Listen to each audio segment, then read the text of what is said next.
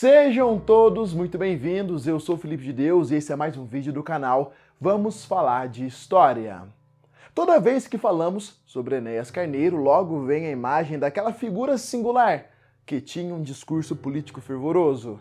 Não tem como falar de Enéas Carneiro sem falar sobre suas convicções políticas e ideológicas. Mas neste vídeo eu trago outra proposta. Eu quero te contar o que o seu professor de história provavelmente não te contou. Eu estou aqui não para contar a história de um político, e sim para contar a história de um brasileiro que nasceu em meio à miséria e, por meio de muito estudo, conseguiu conquistar o respeito de milhões de brasileiros.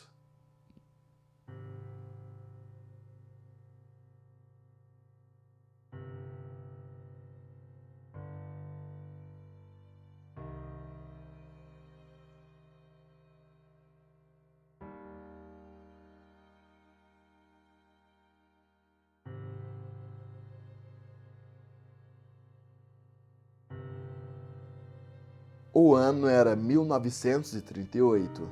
O governo brasileiro do Estado Novo viu o levante integralista se tornar uma revolta armada em maio daquele ano. Plínio Salgado seria preso e depois exilado. Naquele ano ocorreu também a terceira Copa do Mundo com sede na França. A Itália seria bicampeã mundial. Apesar das festividades esportivas promovidas pela Copa do Mundo daquele ano, a tensão entre a Alemanha e a Tchecoslováquia só aumentava. Uma grande guerra estava a caminho. No dia 5 de novembro de 1938, Mina Ferreiro Carneiro, uma humilde dona de casa que morava em Rio Branco, dava à luz a um menino. Esse menino receberia o nome de Enéas Ferreira Carneiro. Seu pai era um barbeiro que se chamava Eustáquio José Carneiro. Enéas nasceu em uma família extremamente humilde em um dos bairros mais pobres de Rio Branco, capital do Acre. Aí você imagina, qual é a perspectiva de um futuro para alguém que nasceu nessas condições? Mas pode piorar? E piorou. Aquela pequena criança chamada Enéas perdeu seu pai. Aquela pequena criança com apenas 9 anos de idade teve que abdicar de sua infância para começar a trabalhar e ajudar em casa. Enéas sempre demonstrou uma sede insaciável pelo conhecimento. A sua capacidade de assimilar as informações era algo muito acima da média, ainda mais para alguém que veio de uma família extremamente pobre e sem base educacional. Era como se estudar para ter um futuro melhor fosse apenas uma consequência. Enéas simplesmente tinha amor pelo conhecimento. 10 anos depois, com 19 anos de idade, Enéas teve uma oportunidade única. A Escola de Saúde do Exército tinha disponibilizado diversas vagas, assim como a Escola de Medicina e Cirurgia do Rio de Janeiro. Para conseguir ingressar em ambas, Enéas teve que passar por 2 provas, uma para cada instituição. Enéas teve que concorrer com centenas de brasileiros das mais diversas condições sociais. Isso não foi problema para ele, pois Enéas Carneiro foi aprovado em primeiro lugar nas 2 provas. Com isso, se mudou para o Rio de Janeiro em 1957.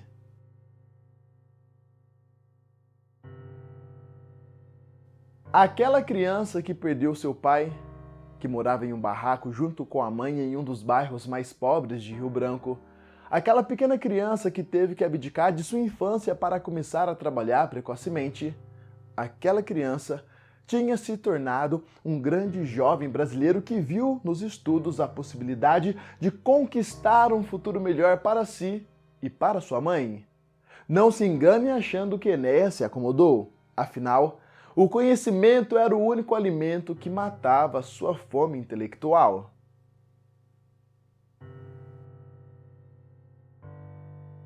Em 1958, Enéas começou seus intensos estudos na Escola de Saúde do Exército e, um ano depois, graduou-se como terceiro sargento auxiliar de anestesia, sendo o primeiro lugar de sua turma. A partir de então, passou a trabalhar no Hospital Central do Exército, onde atuaria por 8 anos, tendo realizado mais de 5.000 anestesias, um feito para a época que lhe rendeu a medalha Marechal Hermes. Em 1960, Enéas iniciou seus estudos na Escola de Medicina e Cirurgia do Rio de Janeiro. Enéas ainda não estava satisfeito e sua sede pelo conhecimento era ainda maior. Em 1962, Enéas prestou vestibular para ingressar na Faculdade de Filosofia, Ciência e Letras do Estado da Guanabara, atual UERJ. Ele passou em primeiro lugar e a partir de então cursou Matemática e Física. 3 anos depois, em 1965, com 27 anos de idade, Enéas Carneiro se formou em Medicina com especialização em Cardiologia. Em 1968, Enéas licenciou-se em Matemática e Física, passando a lecionar ambas as matérias. Fundou seu próprio curso pré-universitário, onde lecionou Física, Química, Biologia e Português. Enéas queria mais e muito mais.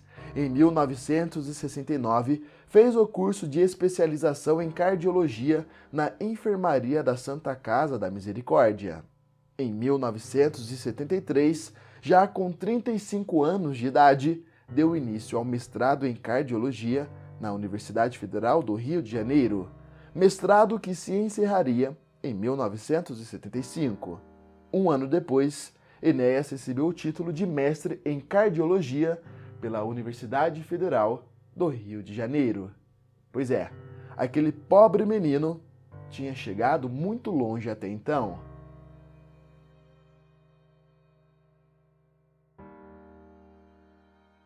Enéas foi um brasileiro que teve uma origem muito difícil, uma infância muito difícil, trabalhou, estudou, comia o que tinha na mesa, não reclamava. Enéas, assim como muitos, foi aquele brasileiro que não desistiu dos seus objetivos, um brasileiro que não desiste nunca.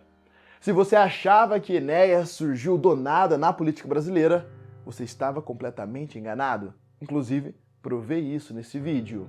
Enéas lutou, batalhou, estudou e viveu a mais pura realidade brasileira. Enéas Carneiro foi inúmeras vezes taxado de louco e ridicularizado pela mídia. A mídia preferia fazer do estilo singular de Enéas um motivo de piada, enquanto o currículo do mesmo era ignorado. Isso não foi motivo para Enéas se sentir desmotivado. Em 1989, sozinho no cenário político, fundou seu próprio partido, o Partido de Retificação da Ordem Nacional, e se candidatou à presidência da República. Enéas era um desconhecido no cenário político, que era ocupado em grande parte por políticos já consagrados e renomados. Enéas tinha apenas 15 segundos no horário eleitoral para poder expor suas ideias e, mesmo assim, terminou a eleição daquele ano em 12º lugar entre 21 candidatos. Em 1994, Enéas se candidatou à presidência mais uma vez, terminando em 3º lugar, atrás apenas de Fernando Collor e Luiz Inácio Lula da Silva.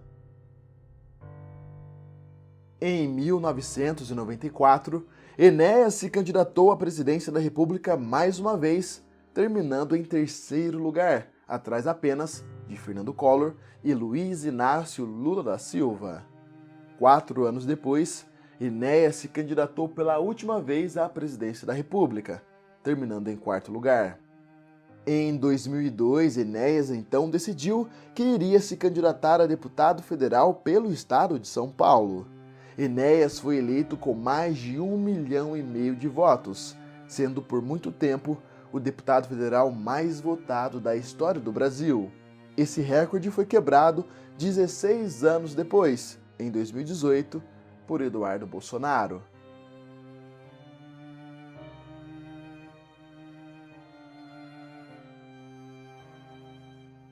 Enéas Carneiro tinha todos os motivos do mundo para desistir da vida ainda quando criança.